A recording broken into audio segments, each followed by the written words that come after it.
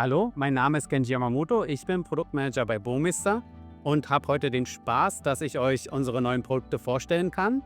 Wir präsentieren auf der High-End heute 3 neue Produkte, und zwar unsere neue Reference Line. Wir haben einen neuen Vorverstärker, den 249, eine neue Endstufe, die 259, und einen neuen Plattenspieler, den 257. Wie ihr sehen könnt, kommen unsere Produkte in einem brandneuen Design. Hier. Das Gefühl von Leichtigkeit, Leistung und Eleganz vermitteln soll. Aber natürlich ist das nicht das Einzige. Also wir haben jetzt diese neuen Geräte komplett von Grund auf neu aufgebaut.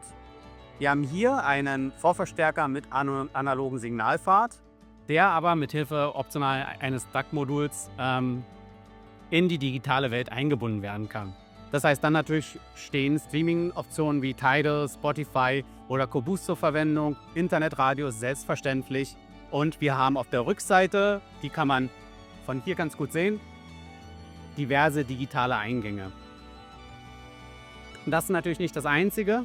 Wir verwenden jetzt mit unserem Vorverstärker auf unseren neuen XM3 Signalverstärker, haben natürlich selbstverständlich einen komplett vollsymmetrischen Aufbau der Signalwege. Und auch auf die Bedienung haben wir sehr viel Wert gelegt. Also wir haben jetzt hier diese 2 Drehregler, die in Kombination mit den 8 Tasten wunderbar dafür genutzt werden können, durch das Menü zu gehen und gleichzeitig die Lautstärke zu regeln. Und natürlich kann man unseren 249 Vorverstärker mit der Burmester Conduct App bedienen, aber auch mit der Fernbedienung, die wir mit dazugeben. Was brauchen wir noch für so ein komplettes Setup? Natürlich eine Endstufe. So, wir haben auch eine neue Endstufe, die 259. Jetzt hier in Schwarz zu sehen. Unsere neuen Farben sind Silber und Schwarz. Natürlich auch das Bespoke-Thema ganz wichtig. Und diese Endstufe, die ist als Mono-Endstufe als auch als Stereo-Endstufe verfügbar. Man kann sie zwischen den 2 Varianten umbauen. Das heißt, ich kann sie erst als Stereo-Endstufe kaufen und dann zur Mono-Endstufe umbauen. Oder aber auch, wenn ich das nicht möchte, per Adapter sozusagen als Mono-Endstufe verwenden. Bei der Entwicklung der 259 haben wir uns am Technikbaukasten der Signature Line, der 159, bedient und an dem Know-how, das wir dort hatten, und sind auf das Resultat auch wirklich stolz. Also hier haben wir eine Endstufe, die leistungsstark ist und kompromisslos klaren Sound liefert. Also wir haben hier zum Beispiel, als wenn man jetzt ein paar Werte nimmt, wir haben THD plus Rauschen von 0,005%, wir haben Dämpfungsfaktor von über 5000 und wir haben einen SINAT-Wert von 105 Dezibel. Was wir noch machen, ist, wir haben das strikte Mindset, den analogen Verstärkungspfad, digitale Steuerung, wirklich auf separaten Boards zu trennen. Also das ist komplett analog und die Steuerung ist digital. Natürlich ist unsere neue Endstufe auch sehr leistungsstark. Im Monobetrieb haben wir bis zu 1500 Watt Dauerleistung. Im Stereo sind es 500 Watt.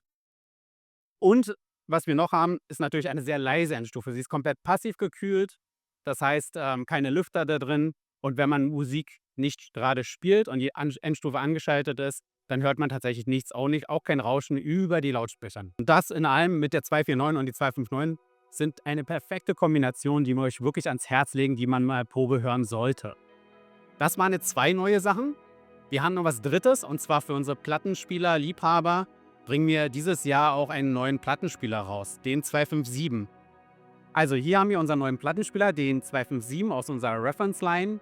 Den wird es auch bald bei uns bei Burmester geben, und ein paar Highlights sind zum Beispiel der magnetisch gelagerte Plattenteller, und wir haben eine optische Kontrolle der Drehgeschwindigkeit und auch gleichzeitig eine Korrektur. Des Weiteren haben wir einen Tonarm mit Magnetic Skating, und ganz interessant ist auch, wir können die Höhenverstellung mit der Mikrometerschraube auch während des Spielens machen. Und natürlich ist auch unser Tonabnehmer auf dem Plattenspieler perfekt zugeschnitten. Also hier bieten wir jetzt auch wieder ein System an, was klanglich wirklich überzeugen kann.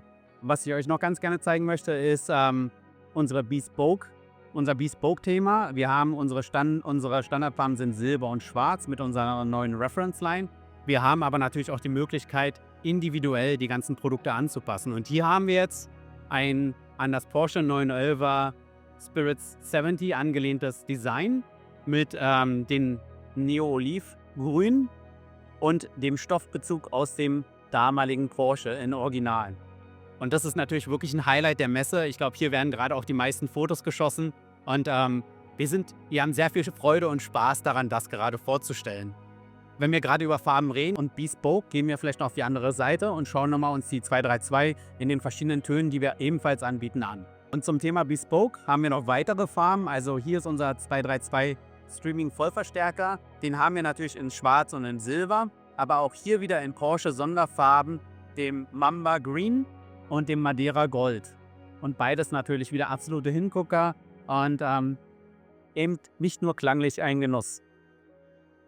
Das war ein kleiner Rundgang über unseren Burmester-Stand. Ich hoffe, ihr konntet einen kleinen Einblick finden und euch haben vielleicht ein paar Sachen gefallen. Und ganz klar, wir legen euch ans Herz, demnächst bei eurem HiFi-Händler vorbeizuschauen und unsere Produkte wirklich mal Probe zu hören. Also vielen Dank für eure Zeit und ja, viel Spaß weiterhin.